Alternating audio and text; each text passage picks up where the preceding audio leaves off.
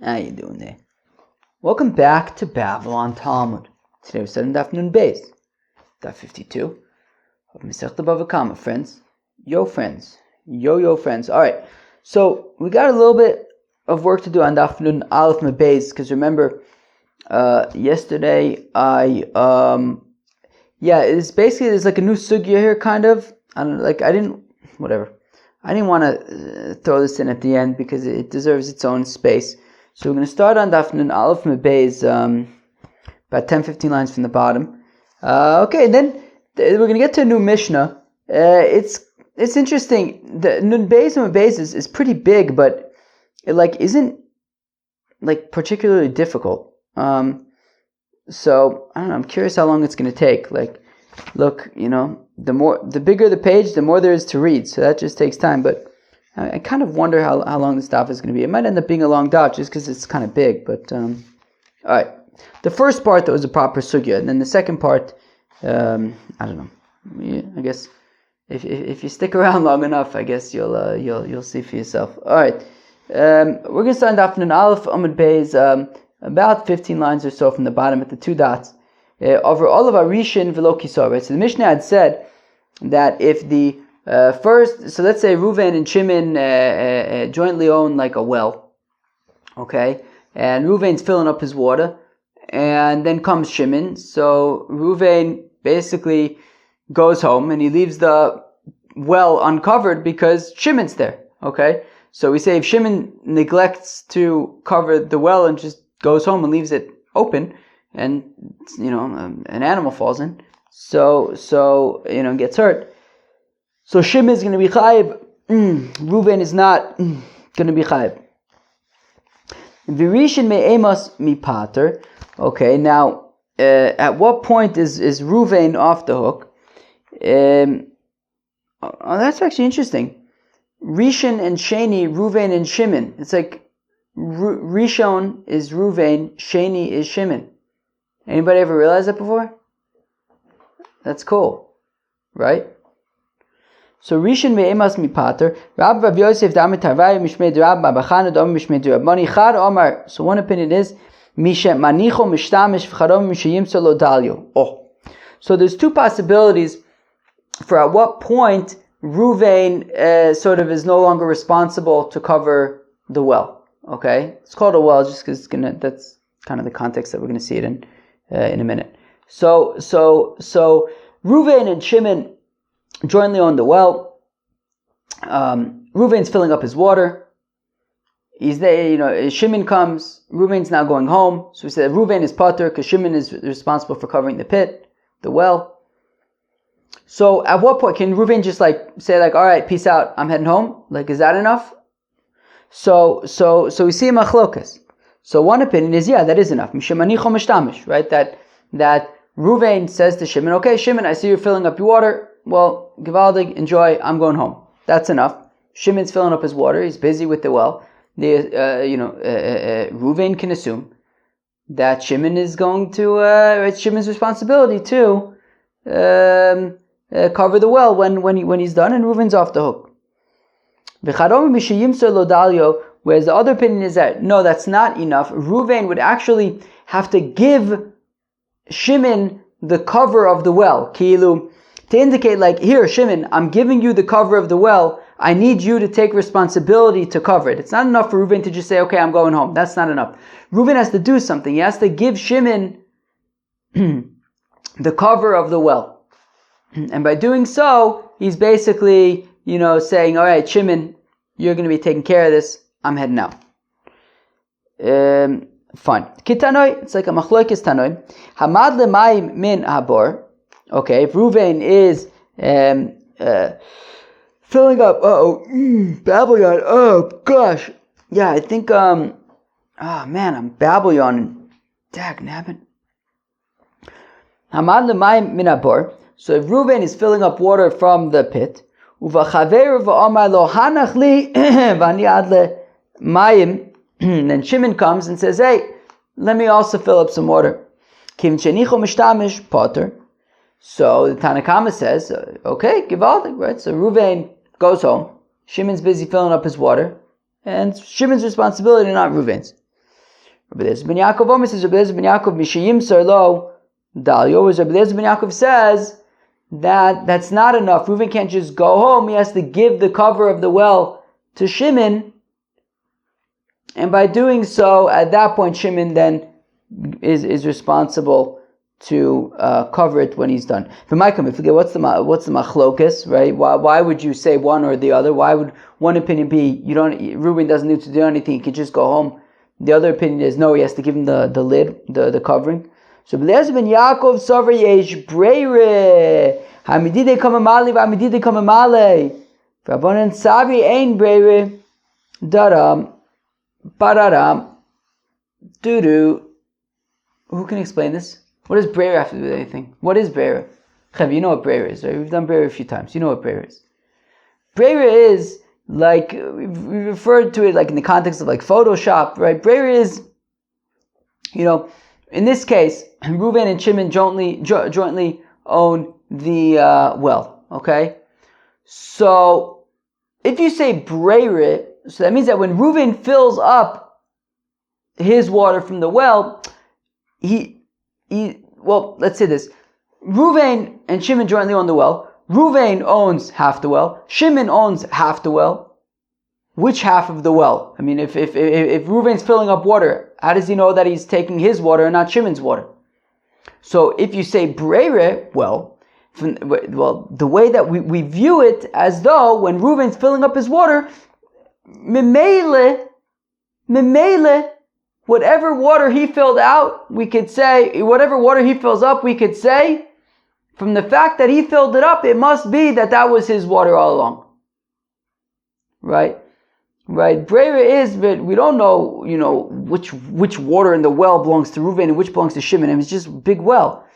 But we say that, from the fact that Reuven pulled that bucket full out of the well, from the fact that he pulled that out of the well, we could, Photoshop it, we could go back in time and say, yup, that water that he pulled out was all along his water and not Shimon's water. That's Breire.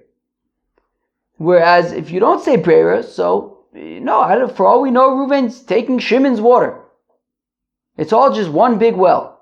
There's no way of determining that the water that Reuven took is his water and not Shimon's. It's a well. He's pulling water out of a well. How does that tie in to this machlokas about if Reuven can simply leave, or if he has to transfer, if he has to do something, if he has to give the cover to Shimon first? Well, if you say Breire, then Reuven and Shimon each own half of the well. We view it as if Memele, any water that Reuven is pulling out of the well is his water. Any water that Shimon is pulling out of the any water that Shimon is pulling out of the well is his water.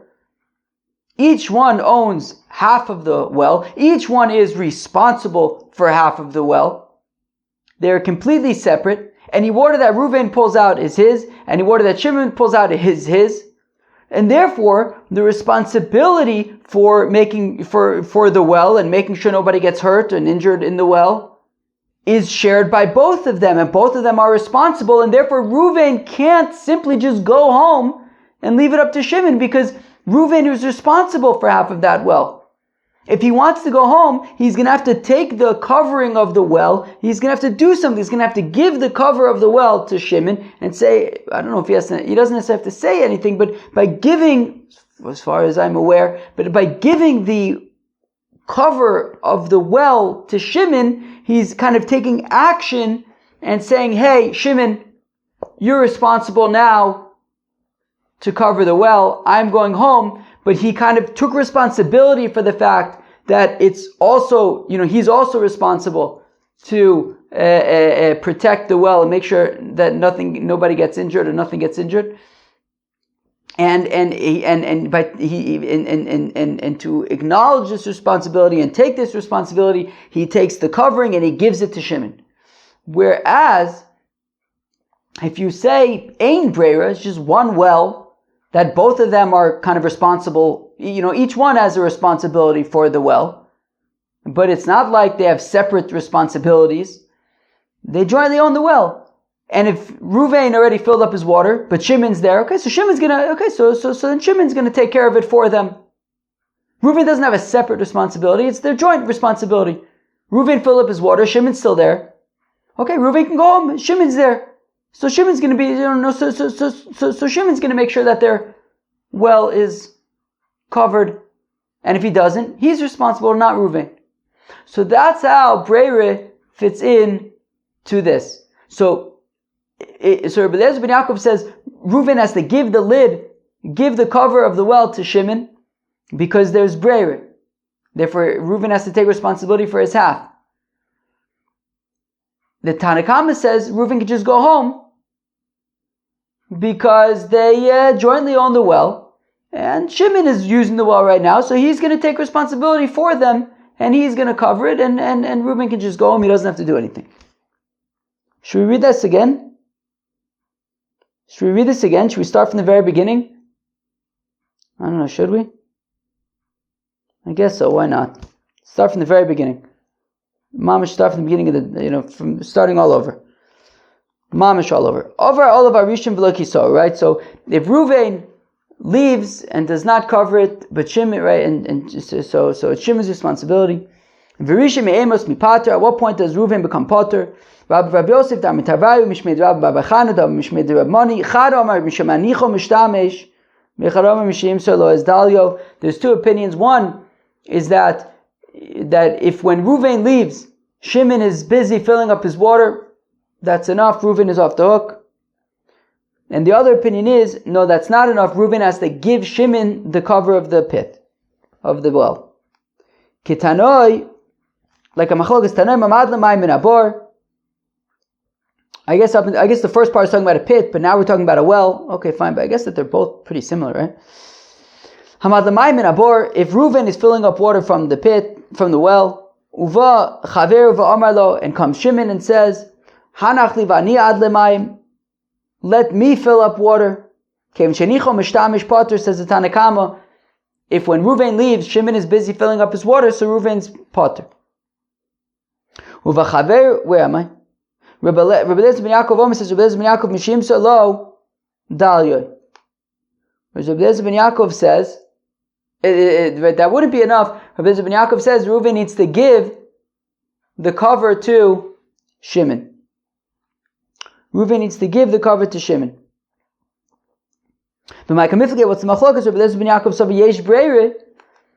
Rabbi Eliezer ben Yaakov holds that there is breire, which means hamidide kamamayle v'hamidide kamamayle.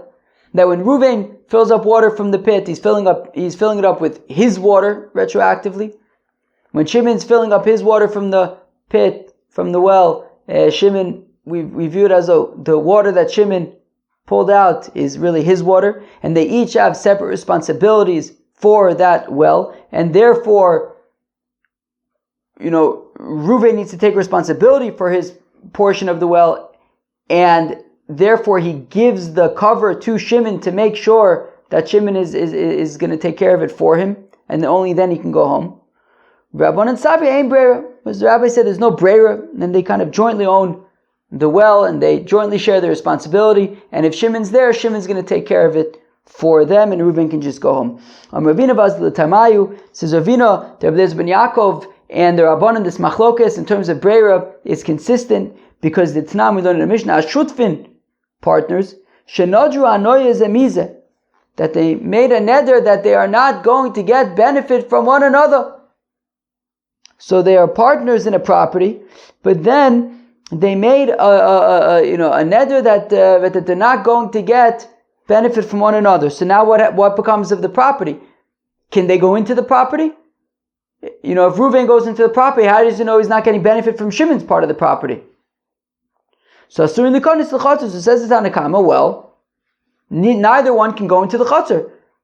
Because if Reuven goes to the Chatzar, how does he know that he's not getting benefit from Shimon's portion of the Chatzar? Rabbi Eliezer ben Yaakov Omer, Zenichnas L'Soch Shelo, Zenichnas L'Soch Shelo. The Rabbi Eliezer ben Yaakov says, no, they can each go in because we'll treat it retroactively. We'll say, breira, we'll say, look, whatever benefit Reuven is getting from the property, we'll assume that it's his portion in the property that he's getting benefit from. And whatever Shimon gets benefit from in the property, we'll assume that he's getting benefit from his portion of the property. We'll say breira. But my kamiflige, what's the machlokas? Rabbi Eliezer ben Yaakov Sava Yesh Breira. Haile the nafshe ayil, v'haile the nafshe ayil. The Rabbi Eliezer ben Yaakov says breira, and therefore we could say that whichever part of the courtyard of the property that Reuven's going into, memele, it's his part, and whatever part Shimon is going into, we treat it as that's memele, his part, and that's fine. They can go into the property. Rabban and Savia and breira, whereas the rabbis say no, we cannot just say breira, and we do have to be concerned that if Reuven goes into the property and gets benefit from the property, maybe he'll be getting benefit from Shimon's portion of the property, and therefore neither one of them can go in. Amar Belazar says, Amoicher bor lechavero, that if Reuven sells a pit to Shimon, Kevin Shemoselo Dalyo Kana, once Reuven gives the cover of the pit to Shimon, at that point it is Shimon's. Heichidami. Now what's exactly affecting the kinyan? Ibechaspa. Well, karka, of course, is nicknamed bekesef, bishtar, bechazaka, either with money, with a document, or by doing an action that displays ownership. So if the kinyan was with kesef, that Reuven was selling a pit to Shimon, so Shimon paid Reuven for it. So liknei bechaspa. So why does Reuven have to give the lid to Shimon to make the kinyan? Why does Reuven have to give the lid to Shimon to make the kinyan? Shimon paid him for it. That's how he was koneh. And if Shimon is planning to be koneh the pit, but with chazaka, by doing something to show ownership, liknei b'chazaka, so let him be koneh with chazaka. Why does Reuven need to transfer?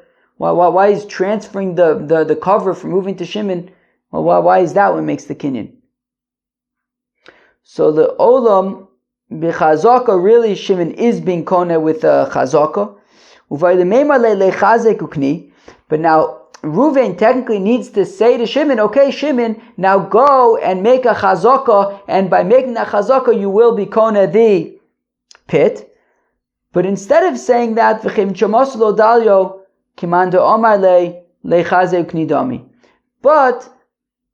instead of saying to Shimon, go and make a chazaka and be koneh that way, he just simply gives the cover to Shimon, and that's enough. Then he doesn't need to say anything. Rabbi Shua ben Levi similarly says, Rabbi Shua ben Levi, if Reuven is selling his house to Shimon, once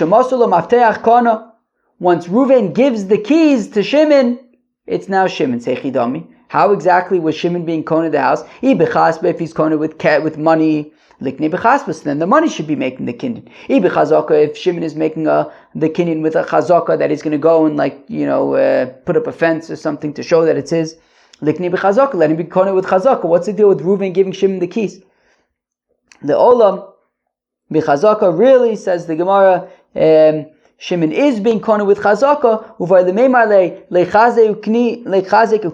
and Reuven would have to say to Shimon, go and make a chazaka and be koneh that way. But instead of saying that, when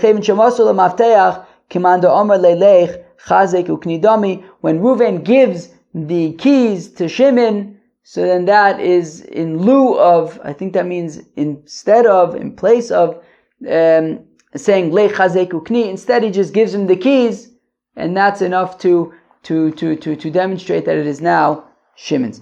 Amr Rish Lakish says, Rish Lakish Mishum Rabbi Yanai, in the name of Rabbi Yanai, from Rabbi Yanai, Hamocher Eider Lachveiro, if Reuven is selling a flock to Shimon, Kim Chamasalo Mashkuchis, once Reuven gives to Shimon the Mashkuchis, Kana. So now it's Shimon. Seichidami.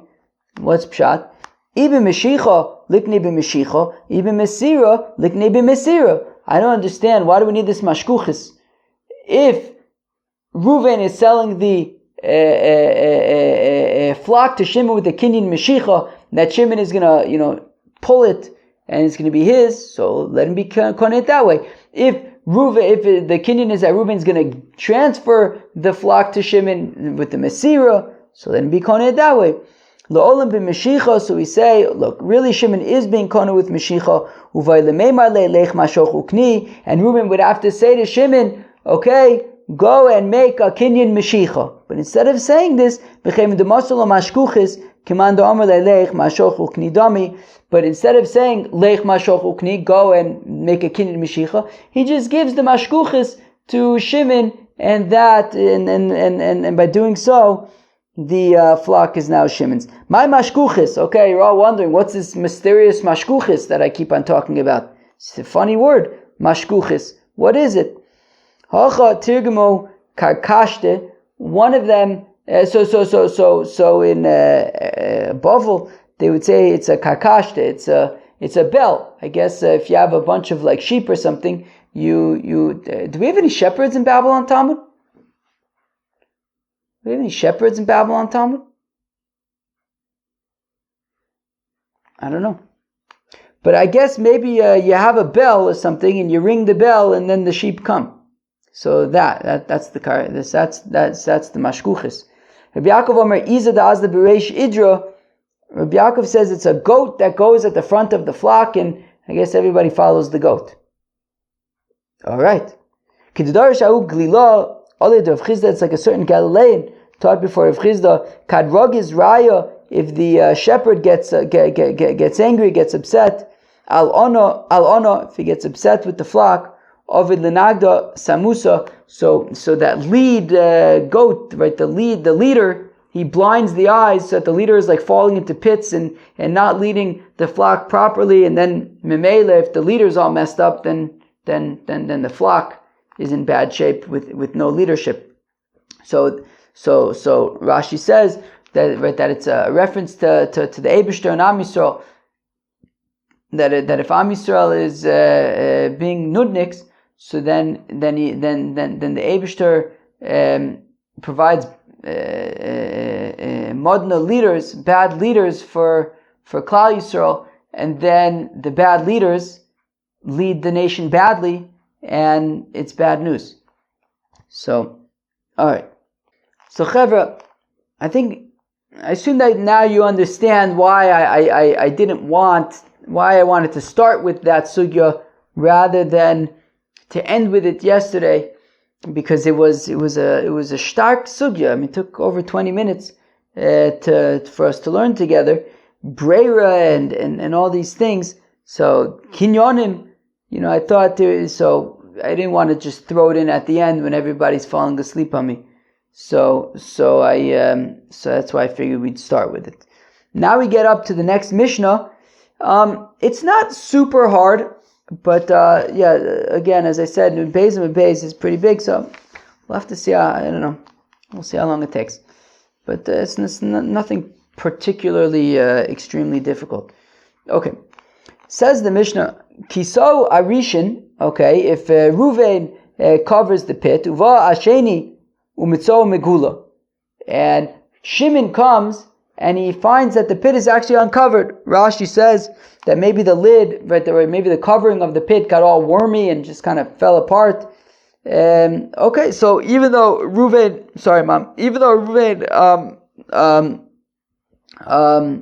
covered the pit properly, but it got all wormy and fell apart, Shimon came by and sees that the pit is uncovered.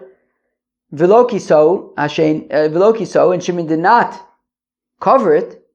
He left it that way. Hasheni chayiv, Shimon is going to be chayiv. Kiso karoi, if Ruvain covered it properly, v'nafal l'socho shor chomer, and an ox or a donkey falls into the pit, v'ames and dies, potter. So Ruvain is potter. The Gemara is going to ask, if he did such a good job covering it, then how did a shor or a chomer fall into it? Lo kiso karoi, if he didn't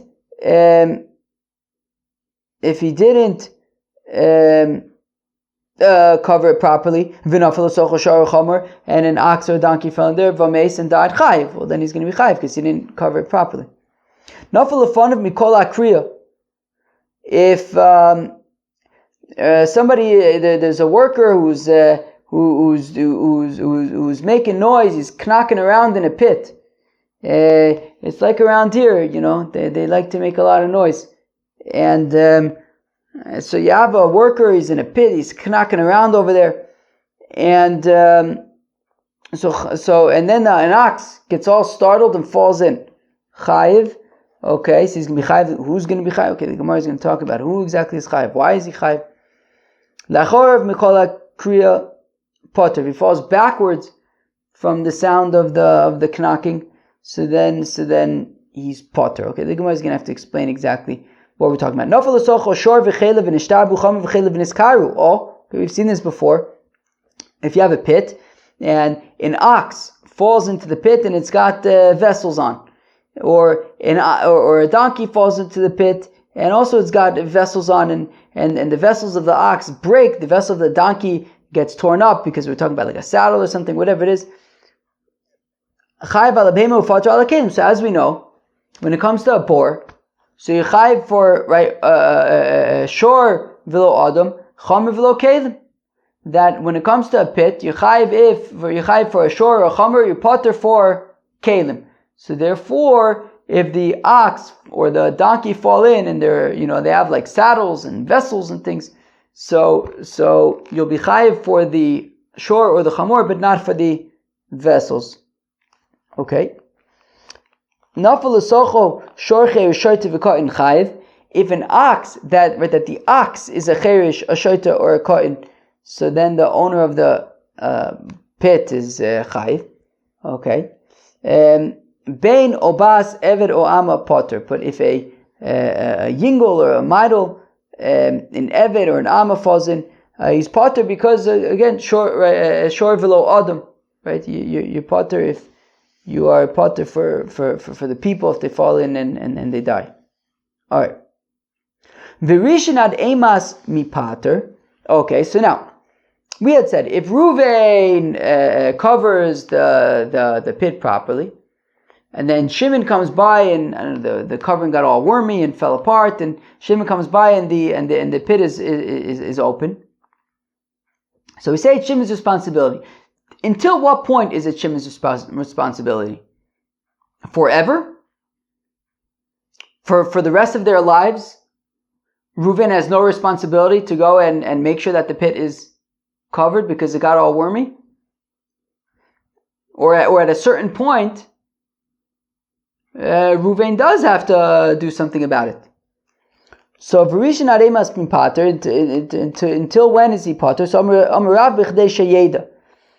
That says Rav, look, if he goes by the pit and he sees with his own eyes that the pit is uncovered, well, at that point he has the responsibility to cover it.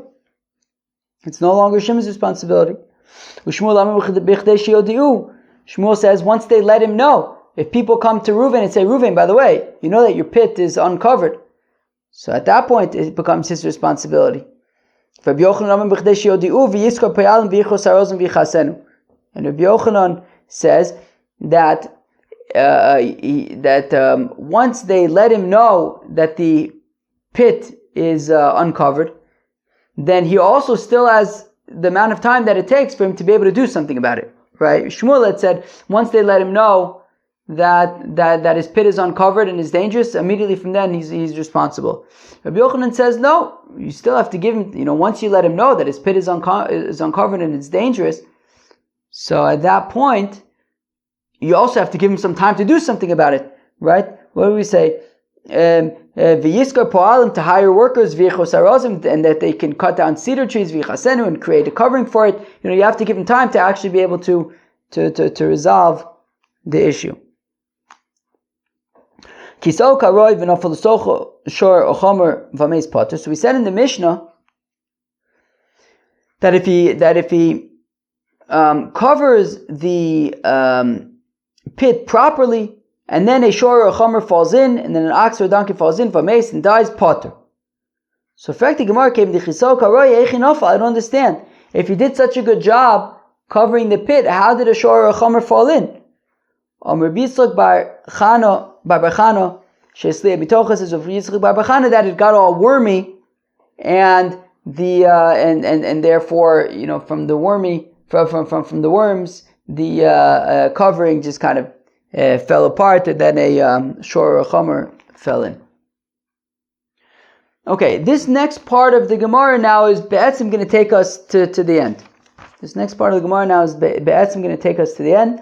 So it's just a kind of like a long kind of thing, but it's not particularly difficult. Ibarlu de asa kasha kiso kisui sheyochol lamud b'fnei shvarim So what if he covers the pit with a covering that is strong enough for oxen, but not strong enough for camels? I don't know. I don't know, but for whatever reason, camels need a stronger covering. So it's strong enough for oxen, it's not strong enough for camels. And then camels came and they messed up the covering. And then came an ox, right? Came an oxen and then an ox fell into the pit after the camels messed up the cover. Well, so what's the halacha there? Is he chayiv or not? And they say, okay, what exactly is the scenario? Well, if it's a place where there's lots of camels around, well, then he's just being negligent, and of course he's chayiv. And if it's a place where there are usually never camels around, onusu, well then it's onis. He's going to be potter. Because, there's usually not camels around. It's a fluke. All of a sudden camels came and messed it up, and then an ox fell in. Well, so the scenario that we're curious about is, what if sometimes camels come? Again, if camels are there all the time, obviously he's chayiv. If camels are never there, obviously he's potter. But we're talking about a scenario where camels are sometimes there. Do we say, do we say, well, since the camels sometimes come, so therefore he's considered negligent for leaving a pit with a covering that could get messed up by camels? Because he should have figured that the camels might come and mess up the covering. Or do we say that, but if right now there are no camels around, there aren't always camels around, right now there aren't camels around. So maybe a covering that's enough for oxen, even though it's not enough for camels, but there are no camels around right now, even though sometimes there are camels, but there aren't right now, maybe should be potter. This now is going to be the kasha for the next little bit, right? You have a covering of a pit that is strong enough for oxen. It is not strong enough for camels. Sometimes there are camels around, but not always. Right now they're not around. So, but sure enough, camels came, messed up the covering, an ox fell in and got damaged. Now what? Are you responsible to pay for the damages or not? Should you have figured that camels might come, or did you not have to figure so? Tashma, coming here. Kiso karoi. So the Mishnah had said that if a fellow properly covers the pit, v'nafal l'socho shar chomer, and an ox or a donkey falls into the pit, v'meis, and dies, potter. Hey chidami, what's the scenario? Well, if it's talking about a scenario where he covered it with a covering that's strong enough for oxen and for camels, then how would an ox or a donkey have fallen in? Elo lav karei l'shvarim v'lo karei l'gmalim. Oh, so we want to say rather it must be talking about our scenario, a covering that's strong enough for oxen but not for camels. Now, if there are often camels around, why is he potter? He's negligent. And if there are never camels around, well then pshita, obviously he's potter. Onesu, it's ones.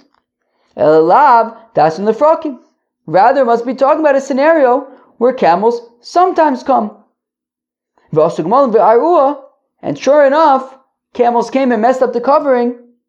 And then came oxen and fell into the pit. Vikatoni potter. And we're saying potter alma. So we see, came the hashta leka onusu. Since at the moment there are no camels around, it is onus, and he would be potter. Amri lo, they say no. La'olam karoi l'shvarim. No, really, it is talking about a scenario where he put on a covering that was enough both for oxen as well as for camels. And you had asked, hey chinafel, Well, if it was strong enough for oxen and for camels, well then how did anything fall in? Like Rabbi Yitzchak Bar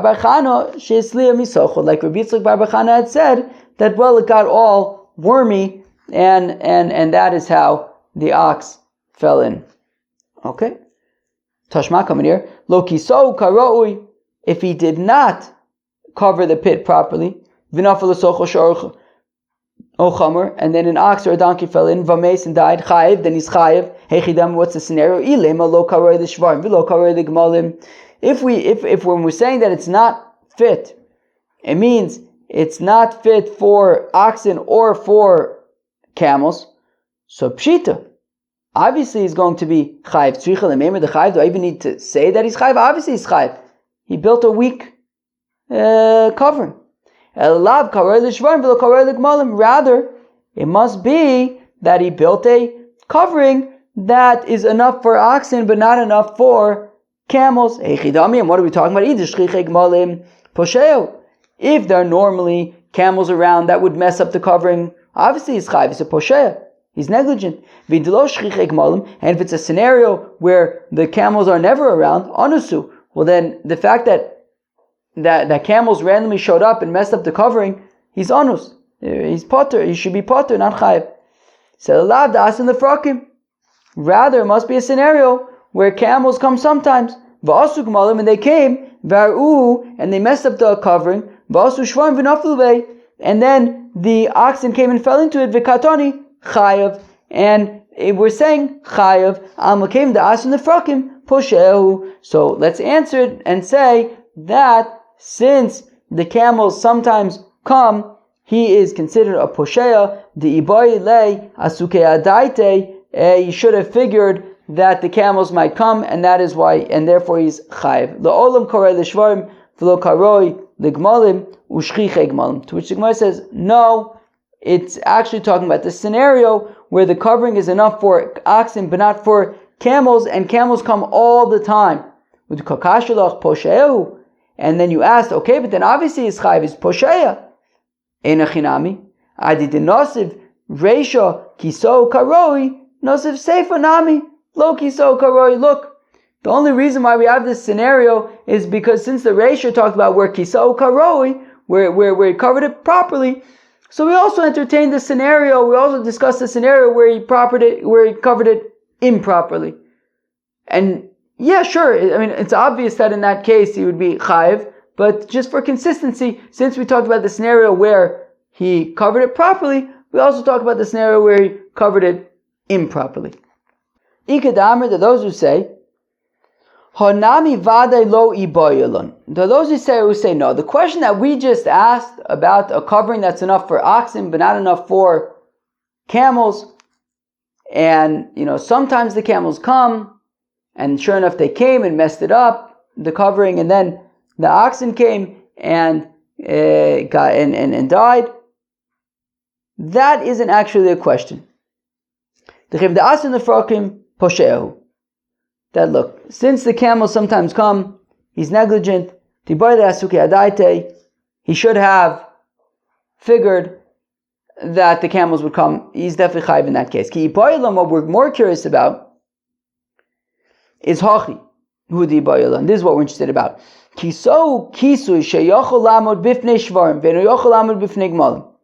If he covers the pit with a covering that could withstand oxen but cannot withstand camels, and there are normally camels around, okay, so obviously he should be chayiv, but the covering then got all wormy, and so be'etzem, an ox fell in and died, but it would have died anyways because the covering was all wormy, right? Even if it was a covering that was strong enough for all of it. The fact of the matter is it was all wormy. So do we say do we say, yeah, but look, the guy was a negligent guy. He built he put a covering on the pit that was unable to withstand camels in a place where there are camels around. The guy is just he's just an irresponsible person And therefore, just like, and therefore, since he would have been chayiv for being irresponsible, so the fact that, the lid got all wormy is not going to be a reason to say that that he's off the hook. Odilma, or perhaps, so I guess maybe you could say, meaning since he's an irresponsible person in general, so I don't know, maybe you could say he's also somewhat irresponsible in the context of the worms. Or perhaps or we don't say this, and we say, look, on the one hand he was irresponsible, on the other hand the fact of the matter is the covering got all wormy. It's not his fault. So that's the question. Tashma Kamanir. We're gonna have a similar mahalach now like we had for the past 10 minutes or so. Tashma Kamanir Kisau Karoi Vinofil Socho Shorochamer Vameis Potter. Okay, the Mishnah had said that if he covers the pit properly, and then an ox or a donkey falls in, he's potter. Vit Marlan was taught. Amr Bitzchak Bar Chana Shesli Mitocho. Bitzchak Bar Chana said that it's talking about where the covering got all wormy. Hechidami. What's the scenario? If it was a covering that was able to withstand both oxen and camels, and then but the covering got all wormy. Okay, obviously, he built the proper cover, it got all wormy. Okay, he's potter. What do you want me to tell you? But what could he have done? It got wormy. So rather we want to say, no, must we talk about a scenario where it's a covering that is enough for oxen but not enough for camels. And camels are normally around. And he's irresponsible. But it got all wormy. Vikatani potter, we're saying it's potter. So we say that we do not say that, well, since he was irresponsible with regard to the covering, he was also responsible with regard to the worms. We don't say that. We're saying that he is potter because it got all wormy. No, the olam karar l'gmalim v'charar l'shvarim. No, really it's talking about where he built a covering that was enough for camels and enough for oxen. V'sliya mitocho. And then it got all worming. You're going to say, ki esliya me'ave le'me'abad. Where am I? Meaning, exactly. Obviously, he is potter, right? No, obviously he's potter, right? So, I may have thought but yeah, it's not so obvious that he's potter. I may have thought that even though yes, he built a proper covering that could withstand both oxen and camels. And then it got all wormy. So you want to say, obviously he should be potter. It's not so obvious. Maybe I would have thought that still, even though he built the proper covering, he needs to go by from time to time and, give it a stomp, make sure it's still strong. So maybe the fact that it got all wormy is his fault, because he should have been checking it up on it more regularly. Kamash Milan, no, he's potter. Okay, Tashma, coming here. Lokiso karoi. If he didn't cover it properly, and an ox or a donkey falls in, and dies, chayav. What's the scenario? If it's a covering that is insufficient for oxen and insufficient for camels, do you even need to say he's chayav? Obviously he's chayav. Rather, it must be talking about a scenario where he built a covering that is enough for oxen but not enough for camels. And if there are normally camels around Posheyahu, he is Posheya. And if camels are usually not around Anusu, so he's Anusu, obviously then he should be Potter. Rather, must be talking about a scenario where there are normally camels around, so therefore he's Posheya on the one hand, but at the same time, the covering got all wormy. Vikatani chayv, we're saying that he's chayv in that scenario. Amr, Alma, Arminon. And so we say, that since he's posher with regard to camels, to the camels being around and him not building a strong enough covering, he's also posher with regard to it getting all wormy, and he's chayiv. Amrei lo, they say no. Lo lam karer l'shvarim, velo karer l'gmalim. No, really it's talking about a scenario where it was strong enough for oxen, but not strong enough for camels. Ushchiche gmalim, and there are normally camels around. Vasu gmalim v'aru, vasu shvarim v'noflu bei. And the camels weakened it, and then the oxen fell in. Kakashalach pshita poshehu. And then you're going to say, yeah, okay, but then obviously he's chayiv, he's poshe, he's negligent. I did not say reisha kiso karoi nosub seifa nami lo kiso enochinami. But since the for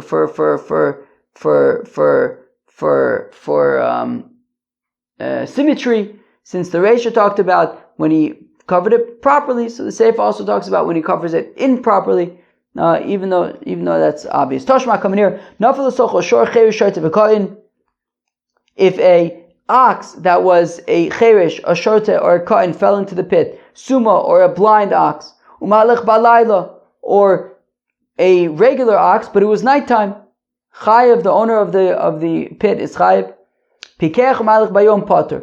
But if it is a regular ox that's not a cherish, shorte, v'kohen, or anything like that, and it is walking during the day and it falls into the pit, well then the owner of the pit is potter, because the ox should have been looking where it's going. Ve'amai, why is the owner of the pit potter? Name him midav poshelin in cherish, have nami poshelin in pikeach. Why don't we say migo? Why don't we say that just like he's irresponsible with regard to an ox that's a cherish, so we would also consider him to be irresponsible even by pikeach, and he should be chayiv. Elav shmamina lo aminan migo shmamina. Rather we see that we don't say migo. And there's the answer to the question. If you have a covering that is strong enough for oxen, but not strong enough for camels, and there are plenty of camels around, but at the end of the day, the covering got all wormy, so do we say that he's potter, or do we say that he's chayiv? Because since he was irresponsible with the camels, he's also irresponsible with the worms. We say we don't say migo, and therefore he should be potter. That was Daf Nun Beis of Masechta BavaKama. The first part of the Daf talked about interesting things with regard to Breira and Kinyonim. Then we got into this whole thing about, properly covering pits and things like that. Friends, that was, I think, Daf Nun Beis of Masechta BavaKama. I hope you enjoy. Peace out.